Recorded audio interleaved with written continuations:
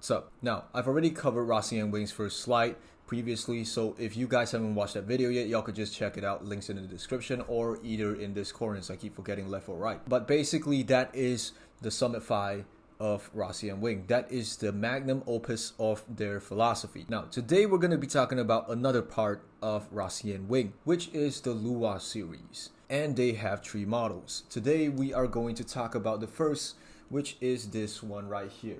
This is the LUA Serendipity. This is so-called chapter 1 of the tree of the IEMs.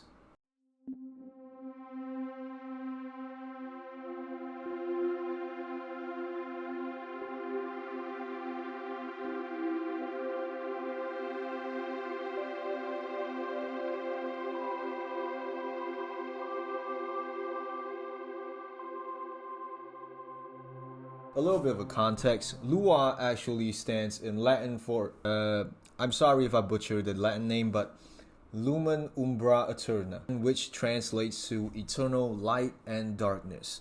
Now, in the context of the tuning, it actually makes a lot of sense when you're talking about that. And this pair in particular, whether if the color scheme is coincidence or not, is the dark pair in terms of aesthetics as well as tuning, which we'll get into in a little bit. And as always, y'all probably know my shtick, but today I don't think I'm not gonna call this an unboxing. It's more of an appreciation of the packaging, because Zephon, as you all would know if you guys looked into my interview video, he is of an arts background guy. So he always tries to pay homage to the art scene. This one specifically, he commissioned a local Taiwanese artist called Cypress, which currently right now is their creative consultant. This is what she made, this is what she drew for the LUA series. And I say LUA series because this is for the second model, which we'll talk about in the next video, the synchronicity. As you can see, a lot of thoughts have been put into the boxes. What you could see right here is definitely a work of art. Definitely some intricate thoughts have been put into all of this, to the point where even just a subtle hang tag also has accents of everything. Now, opening this up, compared to other types of IEMs, there's going to be one thing that no other IEMs will have: a very fragrant smell, due to the fact that they have actually teamed up with another local Taiwanese artisan, which is Hockey. Now, Hockey is a fragrance brand where honestly it is quite interesting with the fact that Zephon wants to collab with something so niche but at the same time so specific. Opening this small package, you will be greeted with the very small vials of the fragrance. This is number 3, and honestly I'm not a guy that knows fragrance that much. All I know is that this thing smells sweet, somewhere along the lines of coconut, but y'all could just read in the links in the description. But yeah, I forgot to say, the moment you open this up, you will be greeted with a very mellow, a very inviting smell that just literally makes you feel like, wow, you just want to keep smelling this all day. Even when I just got back from traveling, when I open up the case that I usually keep my IEMs in, there's still that level of fragrance on the IEM. It's that amazing. And just another tangent, I bought the Hockey fragrance. It is that amazing. Let's just also take a small appreciation for these guys' packaging.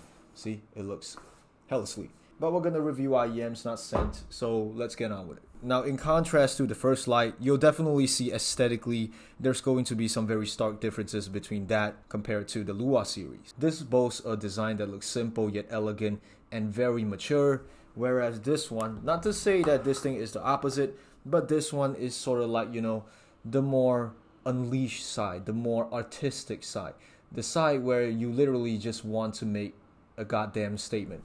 And boy, making a goddamn statement they did. Because this thing overall is made with a resin shell that is literally blasted 360 all the way with an iridescent glitter effect. And all I could say is that this thing definitely has broken some necks. There's also another limited color, which is called the Monet. I don't have it on me, but for people who wish to see that, y'all could just look at Pocket Dreams videos or also posts on Facebook. He does very nice shoots of that particular colorway as well. And like I said just now, LUA means eternal light and darkness. I said this pair represents darkness not only aesthetically but sonically. Upon first impressions, This pair overall is an IEM that has a darker tuning profile. And the most interesting things that I could hear upon first impressions is definitely its very dynamic bass and a very laid back profile. Just to be very clear, I really don't like laid back profiles. That's why for me, among the three, I prefer the Synchronicity the most, which again, you'll get why in the next video. But after using this for, I would say, at least 20 to 30 hours throughout the period of having this, it honestly kind of grows into me. And the reason why this thing has such a very dynamic experience is mainly because of what Zephon said to me. He said the best description that he could make for this pair is, LUA series, all the three IEMs, they have a specific purpose for each and all of their creations. Synchronicity is for someone that's going to be using it as a stage performer. The Celestian, which is the last chapter, the third one, is made for a guy that is doing mixing and mastering. And this pair specifically, he just said he wants people to enjoy stuff, specifically movie tracks. In another way, you could say that on the technical side, this thing, based on him, he said he tries to tune it as similar to the First Light as possible. Now, the difference in philosophy of the technicals, Zephon told me, is that the First Light is the front row seat. This thing is like in the middle or the back of the movie hall, which overall explains the darkish profile. And again, let's not waste any more time. Bass. Due to the fact that this thing has technicals backing it up on that side, on that end, you could say that overall throughout the spectrum for the lower end, bass is very well controlled, bass is very well articulated, but it has its own characteristics as well. Sub bass is not too much, but it is just enough to engulf you within.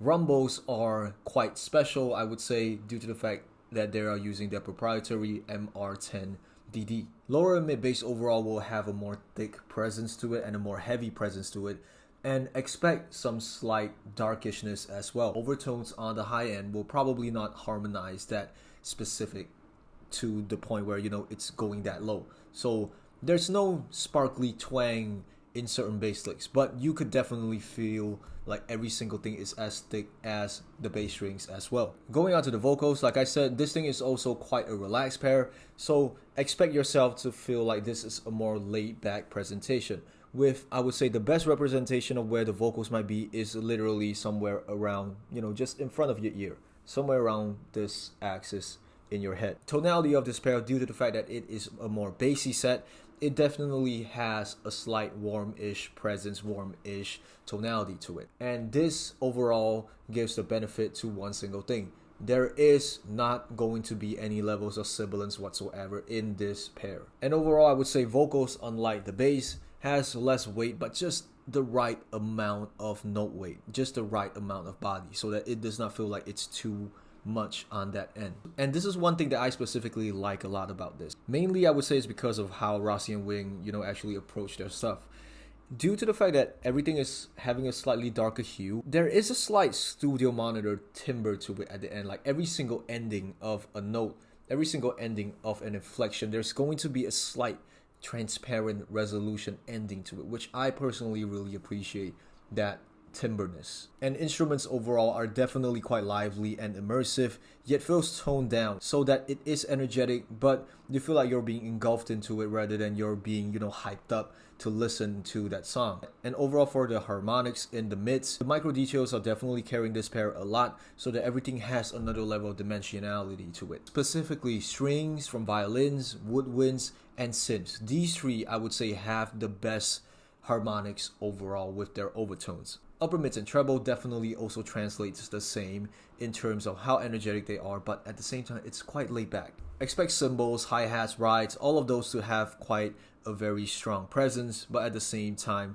not too sharp. And I would say overall, for instruments that live in this end, yeah, it overall sounds quite good. It does not have any levels of fatigue, which is why for long listening sessions, this pair will definitely be up your alley. And this is just from a feedback by people at NIAV. Again, thank you to people who came that day. Majority of the people who like this pair specifically are people that enjoy rock, heavy metal, all of those within that spectrum of the genre. They say that this thing carries the instruments very well. It gives you a very aggressive amount of the high end without being too fatigued. And with the dynamics, the excellent technicalities, this thing overall, for a lot of people that have tested, said that this gives it a lot of dynamicness. It makes everything sound so much more livelier than something that is more neutral or balanced, or even some certain V-shaped IEMs within this price category. And for technicals, I don't think I need to say anything anymore. Dynamics, I've said enough. Soundstage, like I said, this is being said to be a mini First Light by Zephon himself, so I wouldn't say this thing has an exact 3D radio type of soundstage, because let's be frank, this thing is only 1/10 of the price of the First Light. So definitely you're not going to be getting something that is $6,000 in this particular piece. But what you could get still is the amount of complexity and the immersiveness that engulfs you when you're listening to the song. And due to the darkish profile, even though separation and imaging is very good, don't expect a too pinpointed type of accuracy when you're listening to certain things. Like, it is accurate, but due to the darkish and the bassy profile, harmonics will definitely make things look a little bit more bigger than expected, if it makes any sense. And with all that being said, I forgot to mention the price of these IEMs. These things, again, like I said, is chapter 1 of 3 in the LUA series. Starting off at $590, this thing is definitely something that is going to rock the market and challenge every single other retailer's ability to sell some. Because right now in 2025, if we all knew, people are getting more inclined to either have some bassy sets or some extremely neutral sets. That's probably the meta right now at this point. And with that being said, this thing is definitely going to have its own niche, as well as trying to, redefine the bracket again for literally delivering this level of complexity, this level of dynamicness at this price point. For people who want a pair that has a very good amount of dynamicness in the low end and the mids, and do not want the treble to be bright specifically, you could definitely go for this pair as a no-brainer. Like, literally, this pair is this good. And for a guy that literally does not like this type of preference to begin with, after listening to it for so long, it really starts to grow on me. And with all that being said, thank you for watching. This has been the first of the LUA series, video 2 out of the 4 for Rossi and Wing. Next video, we'll be covering this pair right here, which is the LUA Synchronicity, and also the pair that I like the most. Thank you for watching, and I'll see you guys in the next video. Have a great day.